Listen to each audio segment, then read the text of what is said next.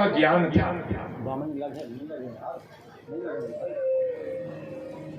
लेकिन ध्यान देना मेरे बंधु, एक बार मन ऐसा बिगड़ा इसका, सब कुछ ज्ञान था इस अजामिल का, लेकिन मन बिगड़ गया। जानते हो मन कब बिगड़ता है? जब मन में काम का प्रवेश होता है। काम के प्रवेश के दो मार्ग हैं। एक मार्ग तो है नेत्र और दूसरा मार्ग है कान। अगर कानों से हम गंदी वार्तालाप करेंगे, सुनेंगे, अगर गंदी वार्तालाप सुनेंगे तो हमारा मन बिगड़ेगा। आंखों से हम गंदे दृश्य देखेंगे तो हमारा मन बिगड़ेगा। बिगड़ेगा कि नहीं बिगड़ेगा, बोलो। और इन दो मार्गों से ही हमारे अंदर जब काम प्रवेश करेगा तो मन बिगड़ेगा। जिस गृहस्थ ने अपने कान पर, अपनी आंख पर संयम कर लिया, वो ग्रस्त रहते हुए भी महात्मा हो गया।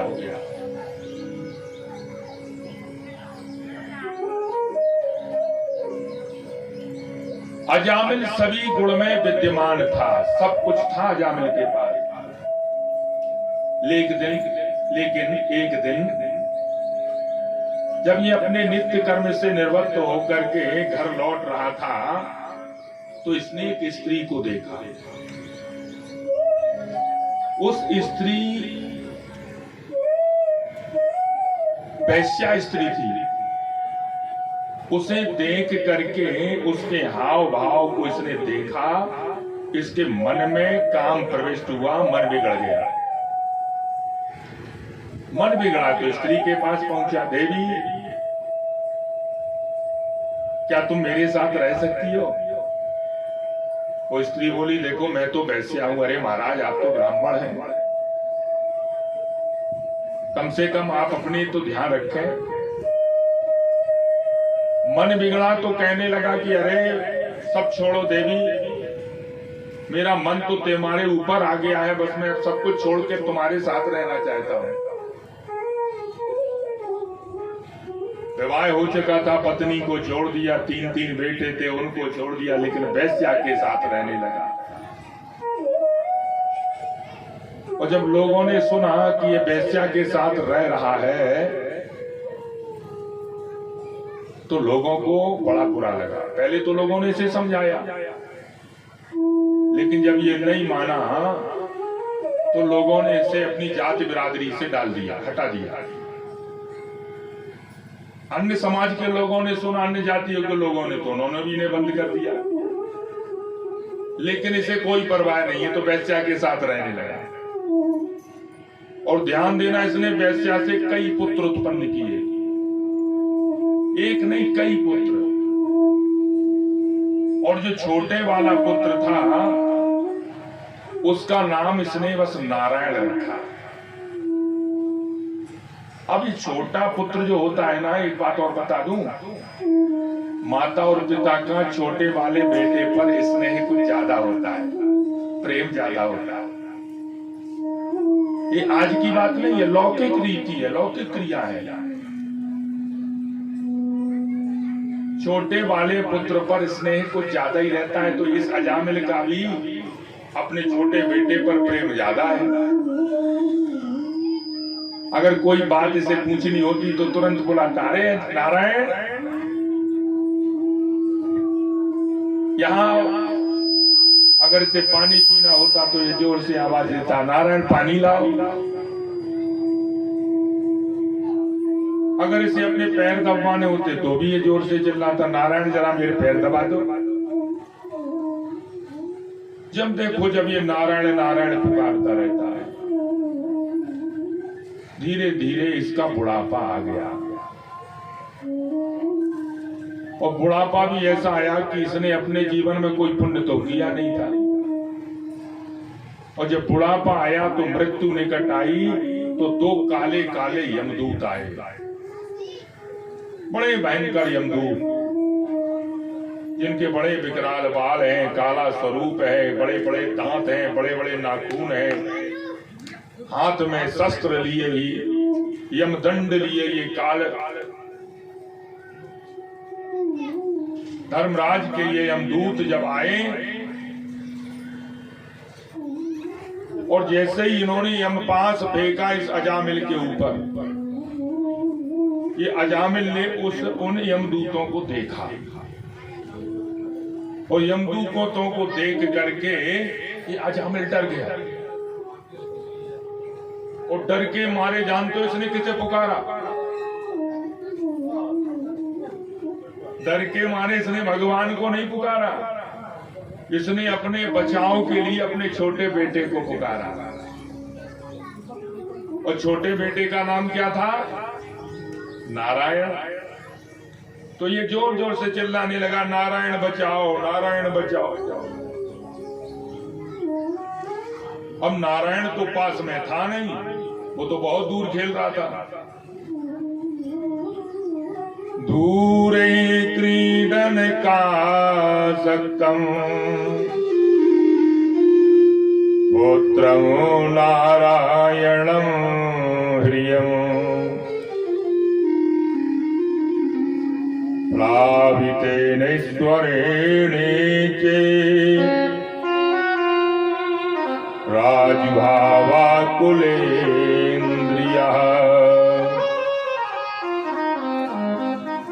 बहुत दूर खेल रहा था इसका पुत्र, लेकिन जानते हो पुत्र तक तो आवाज इसकी नहीं पहुंची। लेकिन जब ये नारायण बचाओ बचाओ कह रहा था तो इसकी आवाज कहां पहुंच गई? वैकुंठ में बैठे हुए भगवान नारायण के पास। और भगवान ने तुरंत माता लक्ष्मी से कहा, देवी देखो मुझे मेरा भक्त बुला रहा है। माता लक्ष्मी हंसने लगी, अरे बोले भक्त नहीं बुला रहा, ये तो महापापी है। अरे ये क्या बुला रहा है? ये तो अपने पुत्र को बुला रहा है। भगवान विष्णु मुस्कुराने लगे, देवी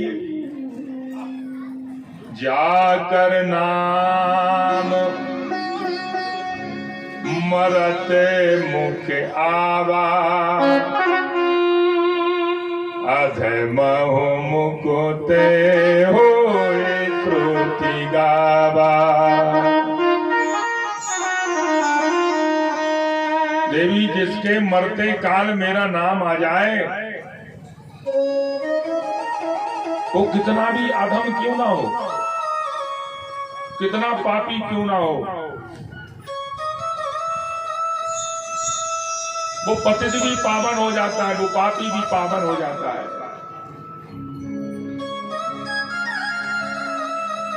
और भगवान तुरंत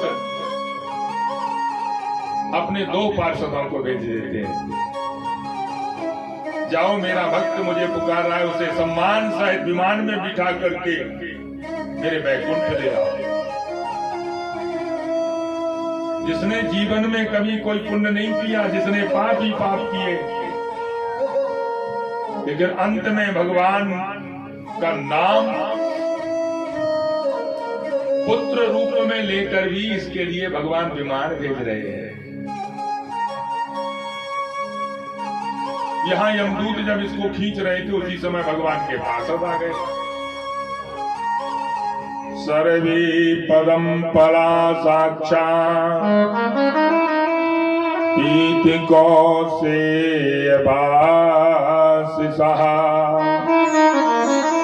किरीटिनिः कुण्डलिनो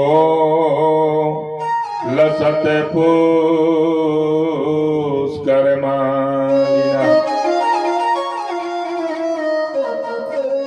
जैसे भगवान का स्वरूप होता ना, चार भुजाधारी भगवान, ऐसे ही भगवान के पार्षद भी चार भुजाधारी हैं। सुंदर सा विमान लेकर जब प्रकट हुए और यमदूतों से अजामिल को छुड़ाया,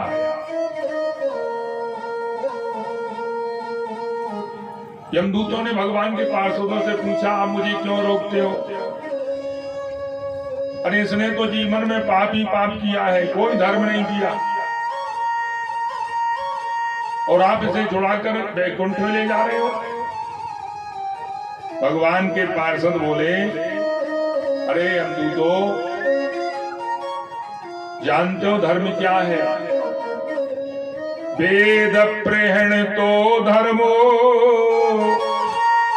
कई धर्म तद विपर्ययः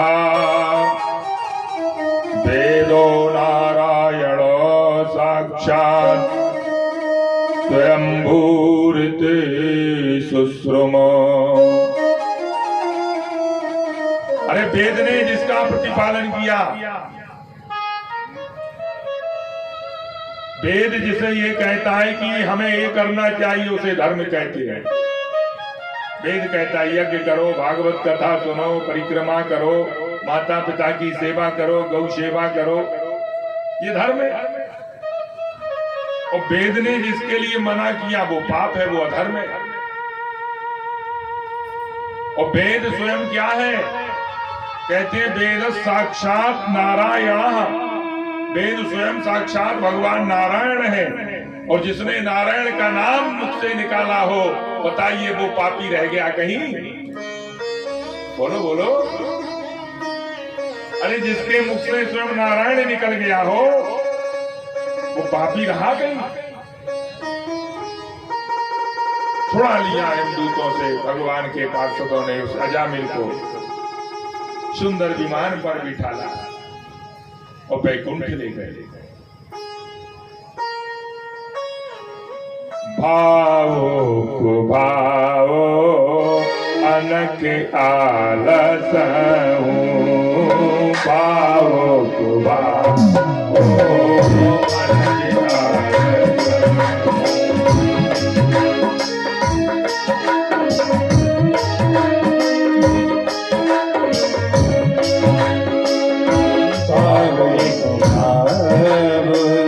अनक आलस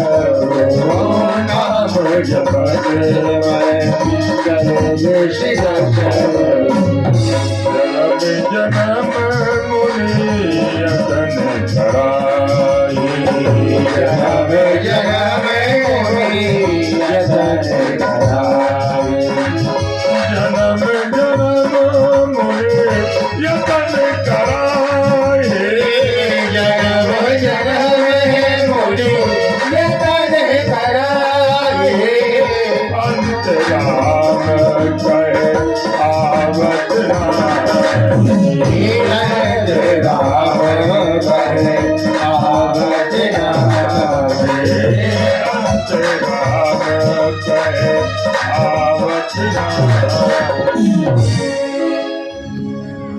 भगवान का नाम भाव से, कुभाव से, अनक से, आलस से कैसे भी लो।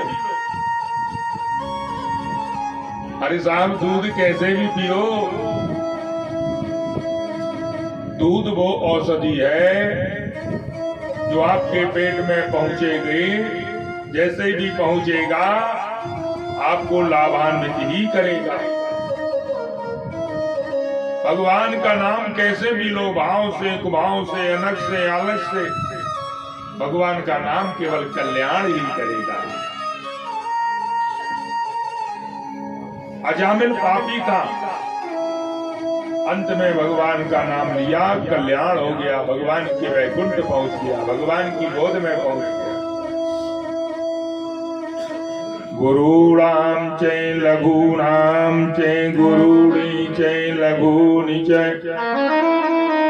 प्रयश्चित्तानि पापानां यातोक्तानि महर्षिभिः। छोटे से छोटा, बड़े से बड़ा पापी क्यों ना हो, भगवान के नाम के सामने टिक नहीं सकता।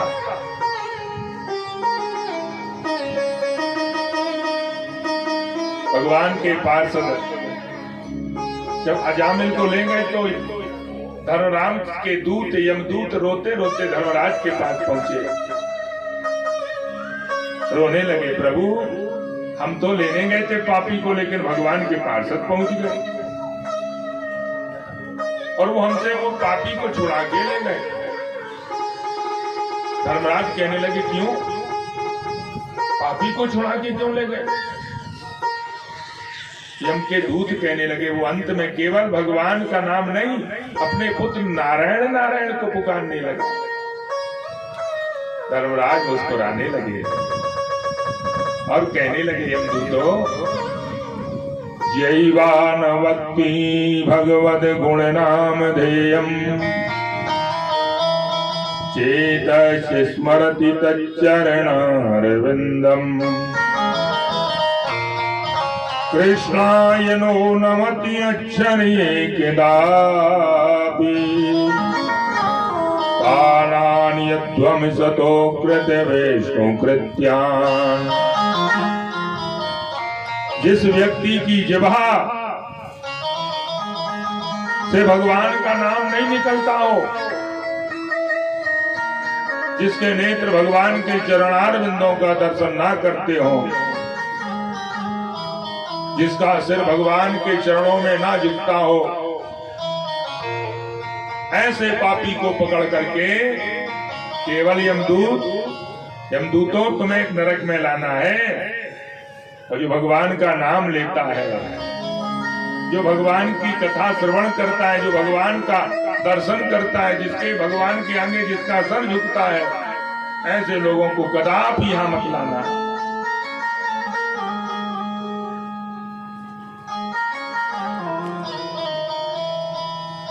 इसलिए गोविंद के चरणों में मन लगाओ, कल्याण होगा।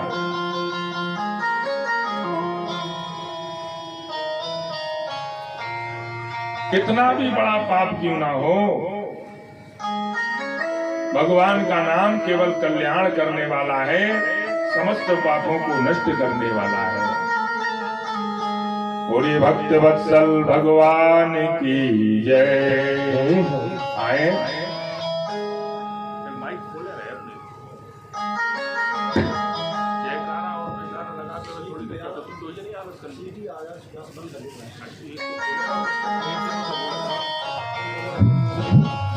आए आए एक सुंदर सा भजन बड़े भाव से साथ मीठी मीठी ताली बजाते हुए सभी गाएंगे।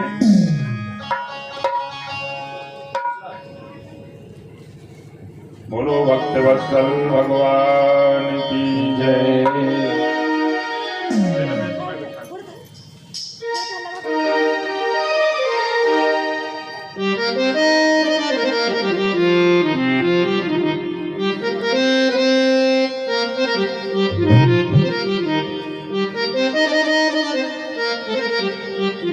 बड़ा मीठा भजन है, बड़े प्रेम से सभी गाएंगे और मीठी मीठी ताली बजाएंगे।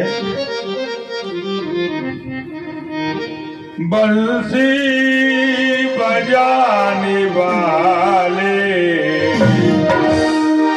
मुरली बजाने वाले, मैं दास हूँ तुम्हारा, मैं दास हूँ तुम्हारा, मैं दास हूँ तुम्हारा, मैं दास हूँ तुम्हारा। बंसी बजाने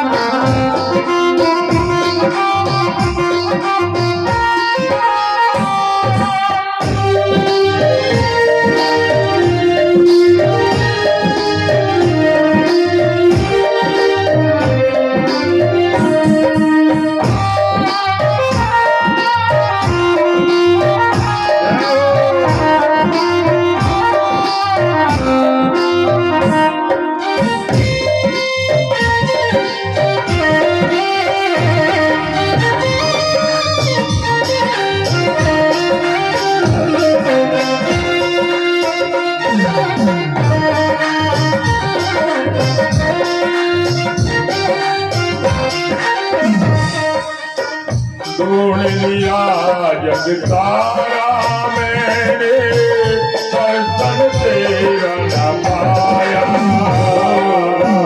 ढूंढ लिया जग सारा मैंने, दर्शन तेरा न पाया। ढूंढ लिया जग सारा मैंने, दर्शन तेरा पाया। ढूंढ लिया जग सारा मैंने, दर्शन तेरा न पाया। जब मन को एकाग्र किया तो दिल के बीच समाया। जब मन को एकाग्र किया तो दिल के बीच समाया। सर्वत्र रहने वाले, सर्वत्र रहने वाले, बाके प्यारे प्यारे, बाके प्यारे प्यारे। मैं दास हूँ तुम्हारा, मैं दास हूँ तुम्हारा। मैं दास हूँ तुम्हारा, मैं दास हूँ तुम्हारा।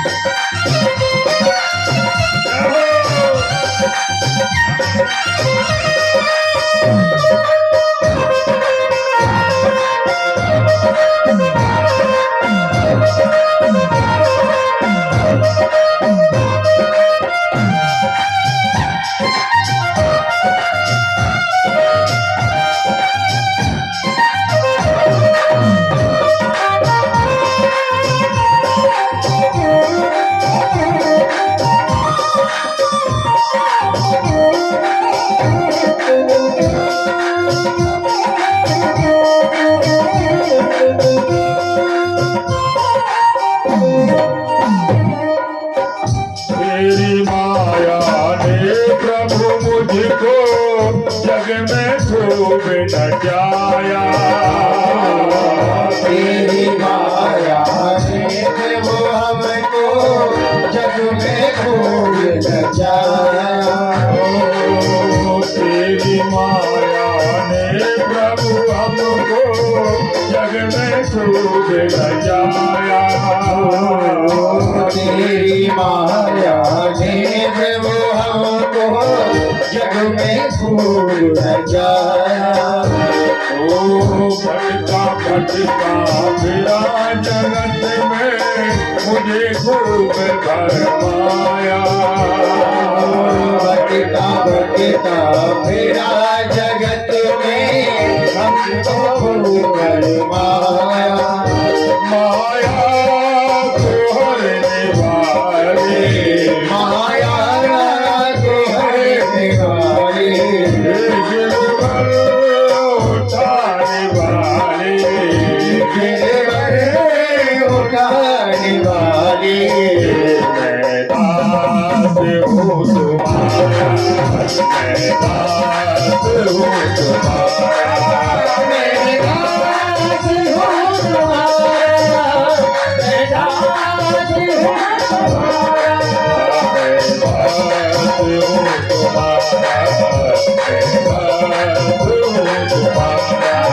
मैं दास हूँ तुम्हारा, मैं दास हूँ तुम्हारा।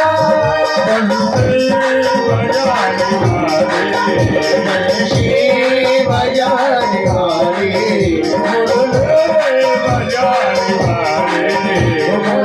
मुरली बजाने वाले। मैं दास हूँ तुम्हारा,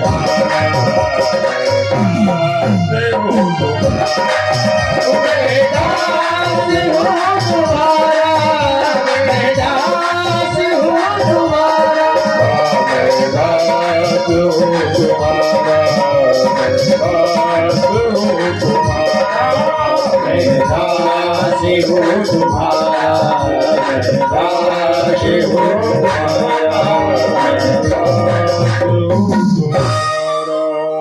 बोलो भक्त वत्सल भगवान की जय। सच्चिदानंद भगवान की जय हो। जय जय श्री राधेश।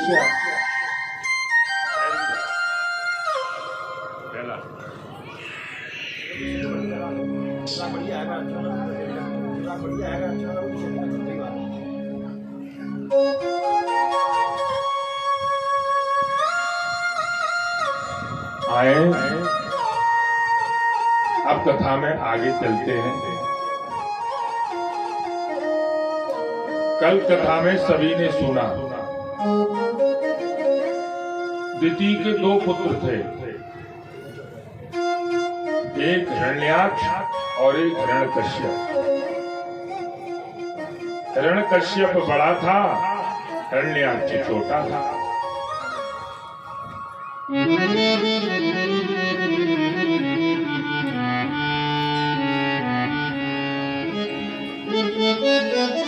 हिरण्याक्ष को भगवान ने 12 रूप धारण करके जब मार डाला तो बड़े भाई हिरण्यकश्यप को बड़ा कष्ट हुआ। उसने मन में विचार किया कि कैसे भी हो हम विष्णु से बदला लेंगे। इस विष्णु ने एक सुअर का रूप बनाकर हमारे भाई को मार डाला, हम इसे छोड़ेंगे नहीं, हम इस विष्णु से बदला लेंगे। और बदला लेने के लिए मुझे शक्तियां चाहिए, और शक्तियां तो तभी प्राप्त होंगी जब हम तपस्या करेंगे। तो हिरण्यकश्यप तपस्या के लिए चला। लेकिन एक बात बता दूं, जब जब कोई असुर तपस्या के लिए चला, जब तक इंद्र घबराने लगा, जब जब इंद्र घबराया,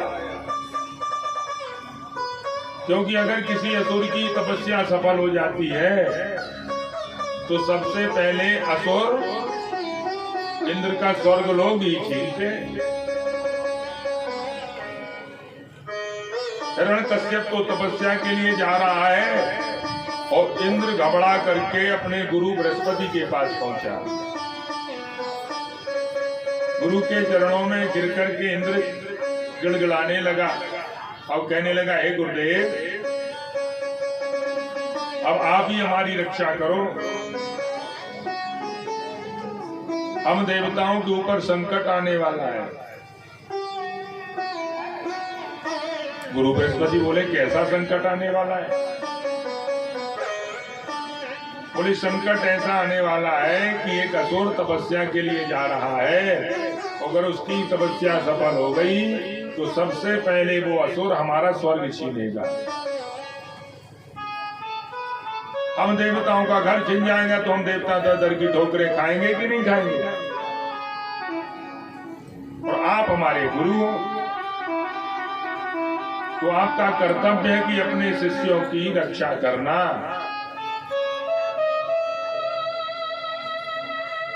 गुरु बृहस्पति बोले, अरे इंद्र, तुम हो तो देवताओं के राजा, लेकिन एक व्यक्ति को भजन करने से उठाना, उसकी तपस्या में बाधा करना, उसकी पूजा में बाधा करना, ये तो पाप है।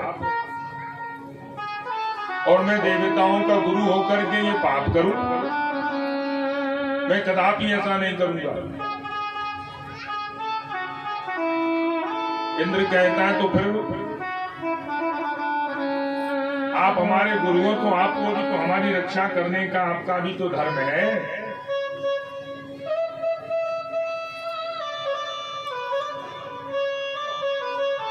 गुरु बृहस्पति बोले, ठीक है, हम प्रयास करते हैं, लेकिन हम तपस्या में बाधा नहीं करेंगे। और गुरु बृहस्पति एक तोते का रूप बना करके इस हिरण्यकश्यप के पीछे पीछे चल दिए। एक वृक्ष के नीचे पहाड़ के ऊपर जब ये हिरण्यकश्यप तपस्या के लिए बैठा, उसी वृक्ष की शिखा पर, एक डाल पर गुरु बृहस्पति तोते रूप में जाकर बैठ गए। जैसे ही इस हिरण्यकश्यप ने भगवान ब्रह्मा जी का मंत्र बोला, ओम ब्रह्मणे नमः, ओम ब्रह्मणे नमः, ओम ब्रह्मणे नमः, गुरु बृहस्पति तोते रूप में चिल्लाने लगे, ओम विष्णवे नमः, ओम विष्णवे नमः, ओम विष्णवे नमः। अब बार बार वहां से विष्णु का नाम इसके कान में पड़ने लगा। बोल तो रहा है ये ब्रह्मा जी का मंत्र, लेकिन कान में सुनाई दे रहा है विष्णु का मंत्र। इसने सोचा मेरे शत्रु का मंत्र मेरे कान में पड़ रहा है, इसका मतलब आज का दिन तपस्या के लिए अच्छा नहीं है,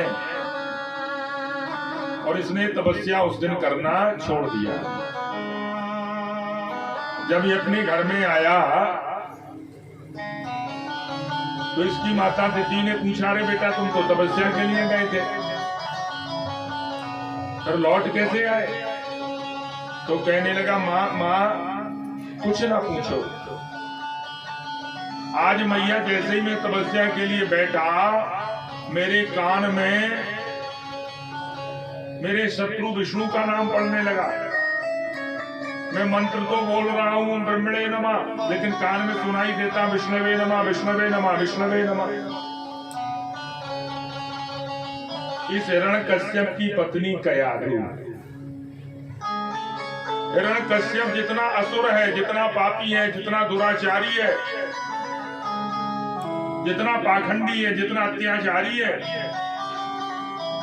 उतनी ही कयाधु बिल्कुल विपरीत है, सुशील है, सुशील स्वभाव वाली है, कर्मनिष्ठ है, धर्मनिष्ठ है, पति की सेवा करती, सास ससुर की सेवा करती, और जब इन सब से निवृत्त हो जाती तो भगवान नारायण की भी पूजा करती। एक तो असुर कन्या है, दूसरी असुर पत्नी भी है, लेकिन भगवान का बड़ा भजन करती है, शिव करके पूजा करती है। हिरण्यकश्यप तो भगवान नारायण का नाम लेना भी पसंद नहीं करता, लेकिन ये छुप कर पूजा करती। लेकिन आज जब इसने सुना मेरे पति बार बार भगवान विष्णु का मंत्र बोल रहे हैं, तो इसे बड़ी प्रसन्नता हुई। दौड़ी दौड़ी पति के पास आई पानी लेकर, पानी दिया, स्वामी पानी पीजिए, आज आप तपस्या के लिए गए थे, लौट क्यों आए? कहने लगा, कुछ ना पूछो, आज जैसे ही देवी तपस्या के लिए बैठा और मैंने ब्रह्मणे नमः का तो कान में सुनाई देता विष्णवे नमः, विष्णवे नमः, विष्णवे नमः। ये बुद्धिमान स्त्री कई बार अपने पति के मुख से कभी पानी पिलाने के बहाने, कभी भोजन कराने के बहाने, कभी पैर दबाने के बहाने, कई बार इसने अपने पति के मुख से भगवान विष्णु का मंत्र निकलवा दिया, उनका नाम निकलवा दिया, और भगवान की इच्छा से उसी रात कयाधु गर्भवती हो गई। मंत्र जाप करते करते गर्भाधान हुआ, इसलिए गर्भ में तो एक महात्मा ही आने वाला है।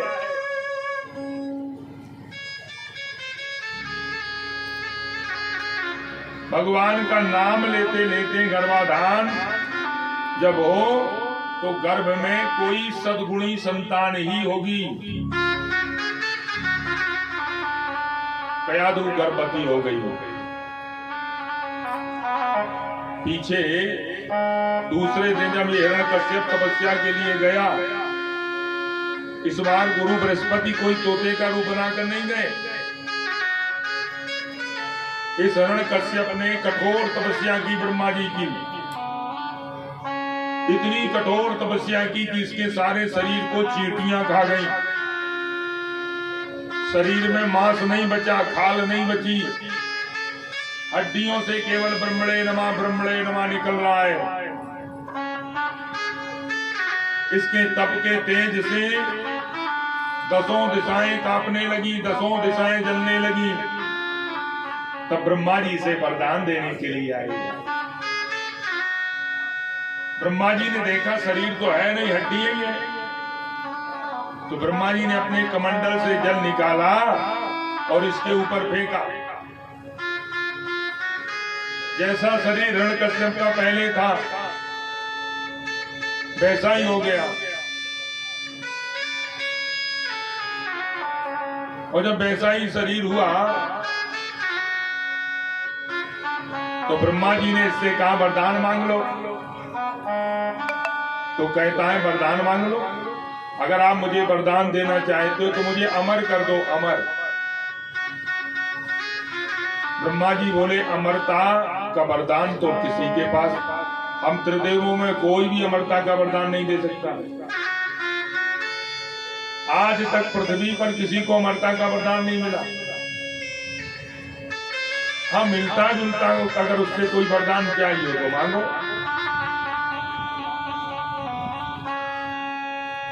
तो कहता है मुझे ऐसा वरदान दो, ना मैं दिन में मरूं, न रात में मरूं, न ऊपर मरूं, न नीचे मरूं, न अंदर मरूं, न बाहर मरूं। ब्रह्मा, हे ब्रह्मदेव, तुम्हारी बनाई सृष्टि में किसी से न मरूं, न नर से मरूं, न सिंह से मरूं, न नर से मरूं, न पशु से मरूं, न अस्त्र से मरूं, न शस्त्र से मरूं। ब्रह्मा जी ने कह दिया तथास्तु,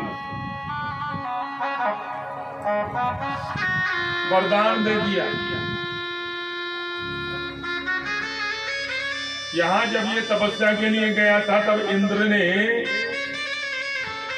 कयाधु का हरण कर लिया। कयाधु गर्भवती थी, गए गर्भवती स्त्री को चुरा कर ले जा रहा था इंद्र।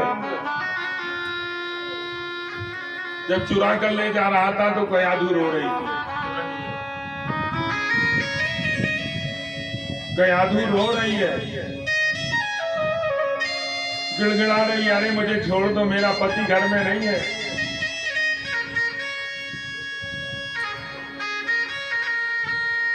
और तुम तो देवताओं के राजा हो इंद्र, तुम्हें ये शोभा नहीं देता किसी की स्त्री का हरण करके ले जाओ। इंद्र कहता है देखो देवी, मैं तुम्हें स्वर्ग ले जा रहा हूं, और जब तक तुम्हें स्वर्ग में रखूंगा जब तक तेरा पति ये ना कह दे कि हम स्वर्ग पर आक्रमण नहीं करेंगे। कयाधु गिड़गिड़ा रही है लेकिन इंद्र नहीं छोड़ रहा है, घसीटता हुआ ले जा रहा है। कयाधु बोली हे देवराज, मैं गर्भवती हूं। इस इंद्र ने उस कयाधु के 3 पुत्रों को तो मार दिया, चौथा पुत्र गर्भ में था। बहुत रोई बेचारी। मार्ग में नारद जी मिल गए, और नारद जी ने जब इंद्र को ऐसा अधर्म कार्य करते देखा, पाप कार्य करते देखा, बड़ा क्रोध आ गया। नारद जी को भयंकर क्रोध आया। नारद जी का क्रोध देख करके इंद्र डर गया। डर के मारे कयाधु को छोड़कर चला गया।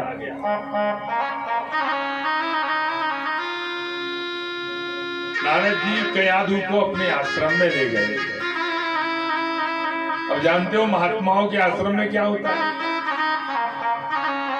महात्माओं के आश्रम में तो केवल भगवान का भजन होता है, सत्संग होता है, कथाएं होती है, वेद ध्वनि होती है। नारद जी के आश्रम में भी यही सब चल रहा है। हरे राम राम राम हरे हरे, हरे कृष्ण कृष्ण कृष्ण हरे हरे।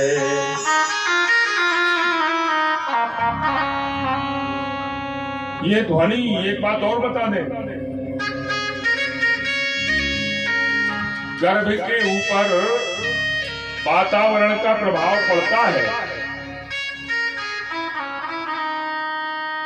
हमारी बूढ़ी माताएं कहती थी जब किसी बहू के घर में ठहरे तो कहती थी ठाकुर जी का ध्यान करो, उनकी पूजा करो, उनका दर्शन करो, अच्छा खाओ, उनकी कथाएं सुनो, ठाकुर जैसा बेटा होगा, कन्हैया जैसा छोरा होगा तेरे।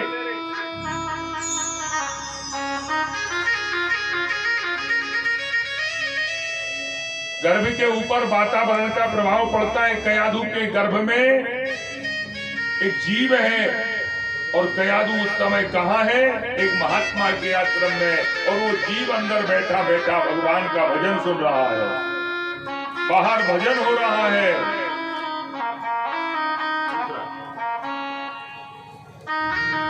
श्री कृष्ण गोविंद हरे मुरारी, हे नाथ नारायण वासुदेव। श्री कृष्ण गोविंद हरे मुरारी, हे नाथ नारायण वासुदेव। श्री कृष्ण गोविंद हरे मुरारी, हे नाथ नारायण वासुदेव। कृष्ण गोविंद हरे मुरारी, हे नाथ नारायण वासुदेव। श्री कृष्ण गोविंद हरे मुरारी, हे नाथ नारायण वासुदेव। कृष्ण गोविंद हरे मुरारी, हे नाथ नारायण वासुदेव।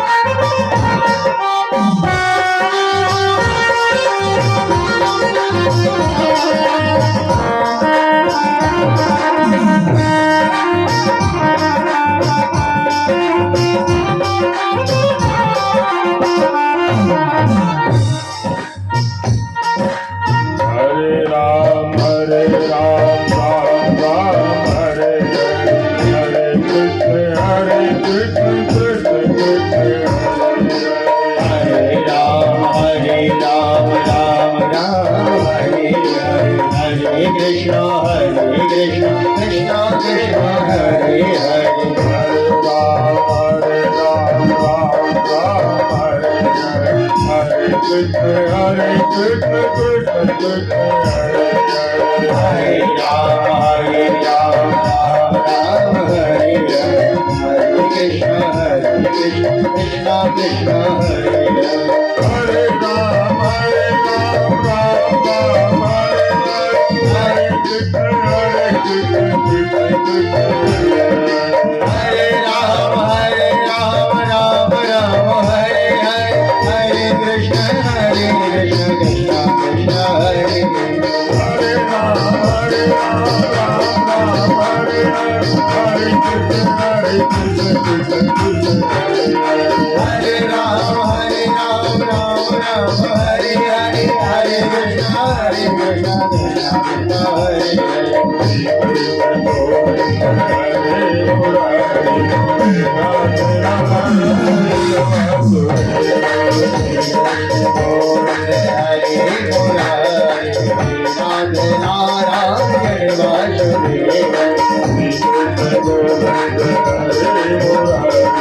नाथ नारायण वासुदेव। कृष्ण गोविंद हरे मुरारी, हे नाथ नारायण वासुदेव। हे नाथ नारायण वासुदेव, हे नाथ नारायण वासुदेव, हे नाथ नारायण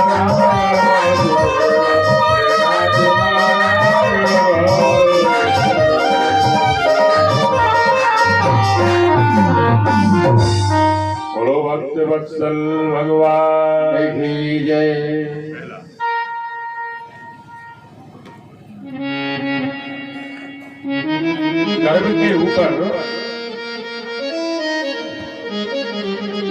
वातावरण का प्रभाव पड़ता है। कयादू के गर्भ के ऊपर भी पड़ा। गर्भ से जब बालक जन्म लेता है तो जन्मते ही वो बालक महात्मा हुआ। जन्म से ही उस बालक में ऐसे संस्कार हैं कि जन्म से ही वो कहता मैया मैया जय श्री कृष्ण, मैया मैया नारायण बोलो ना मैया। जन्म से ही नारायण कृष्ण अनंत वर्ण ध्वज न जाने भगवान के कितने नाम लेता। तो जब कयादू अपने बालक को घर में लेके आई तो जितने असुर लोग थे, असुर बालक थे, उस बालक की तोतली वाणी सुन करके सब अपने दांतों तले उंगली दबा लेते। और हिरण्यकश्यप जब तपस्या से लौटा और उसने सुना इंद्र ने मेरे 3 पुत्र मार डाले और चौथा पुत्र जो है वो मेरे शत्रु का नाम बार बार ले रहा है। नाम तो रख दिया प्रहलाद। इस हिरण्यकश्यप ने पूरे नगर में ढिढोरा पिटवा दिया कि मेरे राज्य में कोई भगवान की पूजा नहीं करेगा, उस विष्णु की पूजा नहीं करेगा। मेरे राज्य में कोई विष्णु का भजन नहीं करेगा। मेरे राज्य में विष्णु जैसा कोई तिलक नहीं लगाएगा। मेरे राज्य में कोई विष्णु का यज्ञ नहीं करेगा। और अगर जो मेरी बात नहीं मानेगा उसे दंड दिया जाएगा। पहले कारागार में डाला जाएगा, फिर मृत्यु दंड भी दिया जा सकता है। आदेश दे दिया हिरण्यकश्यप ने। जब तक ये प्रहलाद 5 वर्ष का हो गया, 5 वर्ष के बालक को इस हिरण्यकश्यप ने पढ़ने के लिए 2 गुरुओं के पास भेजा। शुक्राचार्य जी के 2 बेटे संड और अमर्क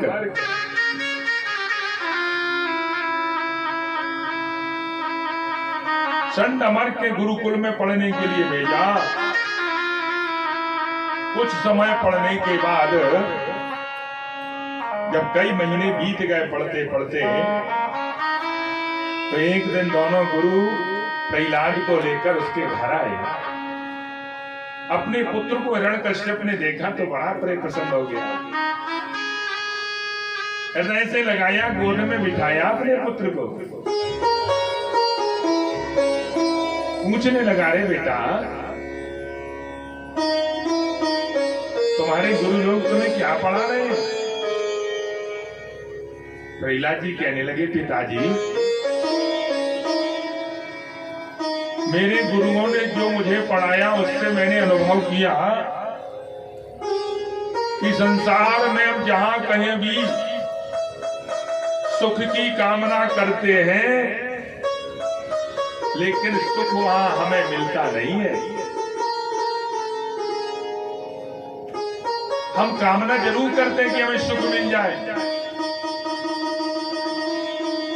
जानते हो, अगर हम भोजन को सुख माने, जब तक हमें भूख लगेगी, पेट खाली होगा तो हमें भोजन लगेगा बहुत सुखमय, लगेगा कि नहीं?